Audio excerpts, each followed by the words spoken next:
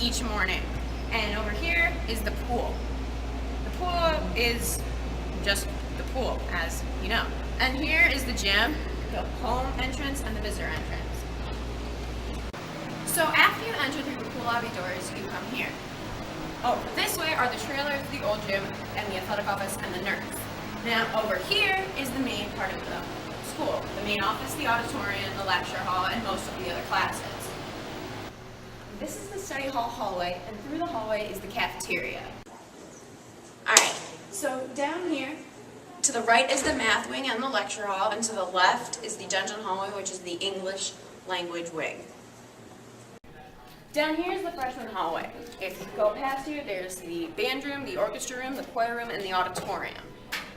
These are the main stairs. These main stairs take you to all of your upstairs classrooms. Biology, your science, your math, your social studies, and mostly all of the computer labs are out here as well. Over here is the media center, the lab, and the main office is down this hallway. So, Spencer, what does the media center look like to you? It's a big open room filled with books, of course, and then past the books is the testing center. If you miss a test, you can take that, and then past that point is the peer tutoring. If you fall behind in a class, you can get up to speed. You'll probably be tutored by a senior. Thanks. So, when is the best time to come to the media center? Well, it's a good time to go to the media center when you need help in your classes, you want to study with somebody, or you want to help edit a paper with a teacher. All right, thank you. So, what is the testing center and why is it useful? The testing center is for any student who misses a test, whether they're absent, sick, or if they have a sporting event that they're going to miss a test for, and they come down here, they just let me know who their teacher is, and they make up the test. All right, thank you. You're welcome. So, what is the peer tutoring program and the labs in the media center? So kids can come back here during their study halls at any time, and we can help them. We have tutors in all the labs, and we'll just help them with anything they need. Thank you. Yep. Why are the resources here in the lab important? It's really helpful when you have other kids in the lab being able to tell you like how to do something, because sometimes the teachers explain it and you don't understand it, but when a kid your age or like someone in your class explains it to you, you can understand it better. Thank you.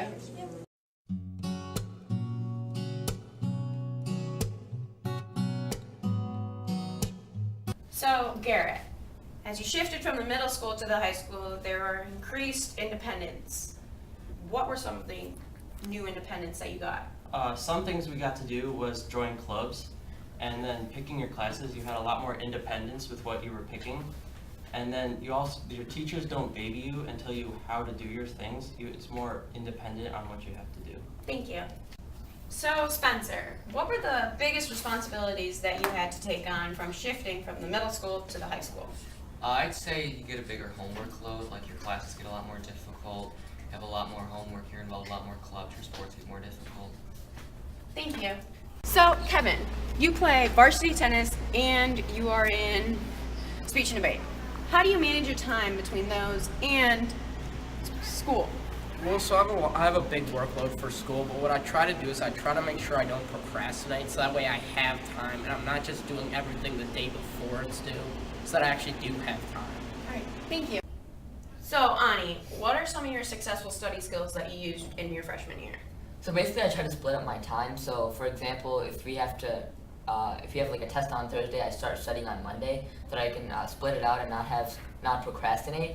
And if we have like a lot of homework on Friday that's due, I try to split it up so that it goes like Monday, Tuesday, Wednesday, a little bit at a time. That's great, thank you.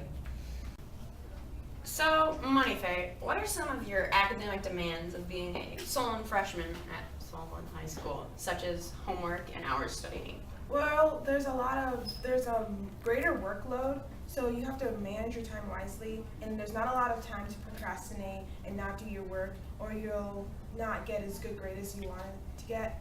So I would say that you have to manage your time wisely and not be distracted by other things around you while you're doing your homework or studying, and that you need if you want to succeed in the school, that you have to work hard and do your best.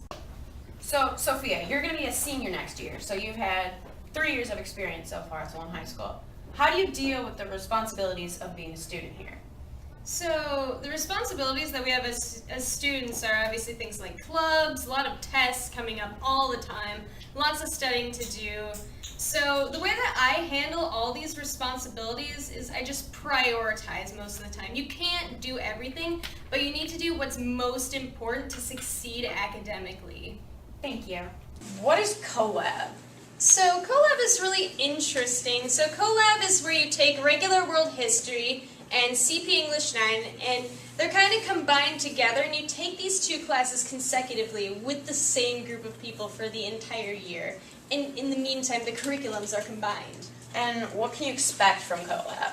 So I think what you can expect the most is really just a sense of unity, because again, you're doing this class with the same people all the time for the whole year, but not only that, you grow a really strong bond with your teachers as well, I think. Thank you. So, Zach, what do you think of the learning environment here at Solon High School?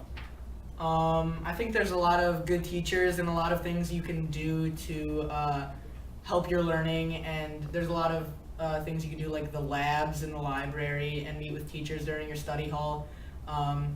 And everyone's just here to help, and everyone wants you to do well, so I think it's a really good learning environment, and it's made so you can do well in school. Thank you. So, Aditya, you're going to be a junior next year.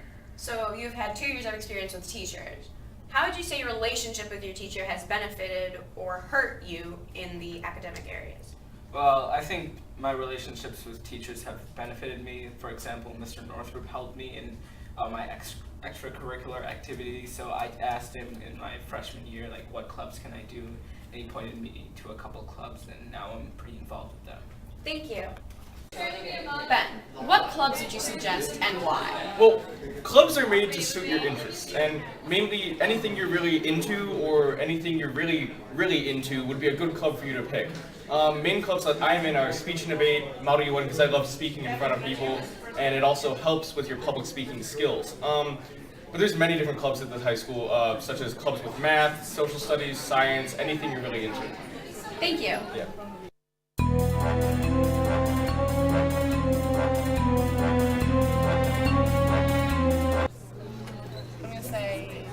Probably 2 to 3 times. All right, thank you. Solid 3 times. Thank you. I'd say about 2 times. All right, thank you. 2 times. Thank you.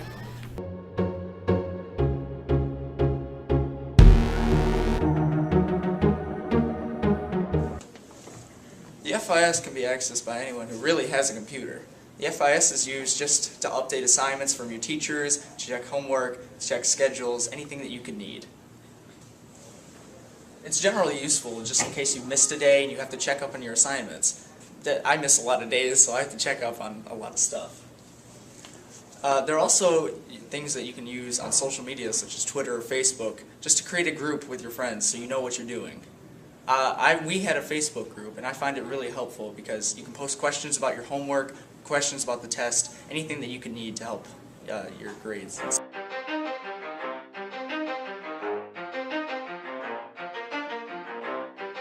You ready? Let's go!